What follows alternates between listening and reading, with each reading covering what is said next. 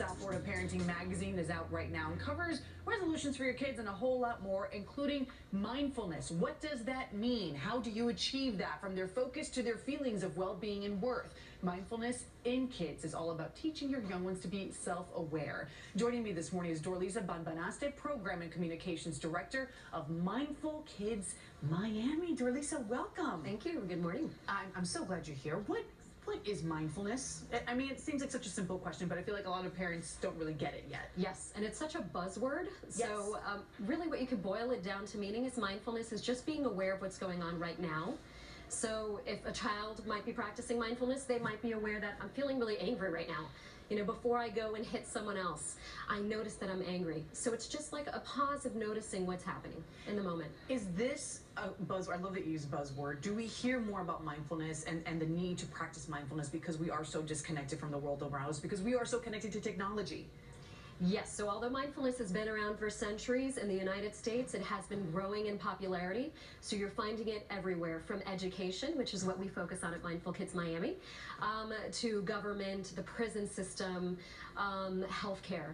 So it has been spreading because of, I think, the scientific foundation. So based in science and research, the way that we practice mindfulness here at Mindfulkids Miami and mostly in the U.S., it is evidence-based. So I think this makes it really attractive for most people to know that this is scientifically shown to have a lot of benefits. And how do we see these benefits making a difference in the classroom? Okay, so mindfulness is wonderful for the entire school culture. So not just for kids, but for children and the educators and the administrators. So the whole school culture can experience greater well-being through mindfulness, and I'll give you some of the benefits. And I can't name them all because there's so many. We only have like 45 seconds left, so just give me a couple. Okay, and these benefits, really, they've been studied for adults all this time. We're just starting to study for kids, but we believe they overlap. Focus and concentration is increased. Memory retention. This means that kids are doing better in testing. Self-regulation is increased. So there's more responding rather than just immediately reacting. So the classroom environment has enhanced learning. There's feelings of greater well-being and connectedness to self and others, which is huge now in this age of bullying and cyberbullying. Yeah. So these are just some of the ways that mindfulness really helps and changes the brain.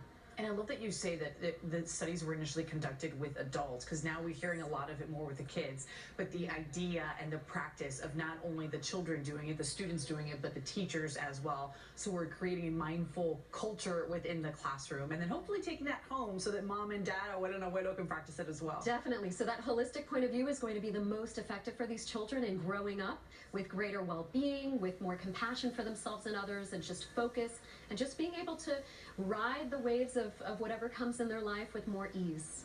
I feel like I need a little bit of that in my life, don't you? Thank you so much. Thank you for being here today. For more information on Mindful Kids Miami, go to mindfulkidsmiami.org. This and many more really great features inside the January issue of South Florida Parenting Magazine. Available right now. You can always log on to southfloridaparenting.com for more information on that. So to come, Chef Adrian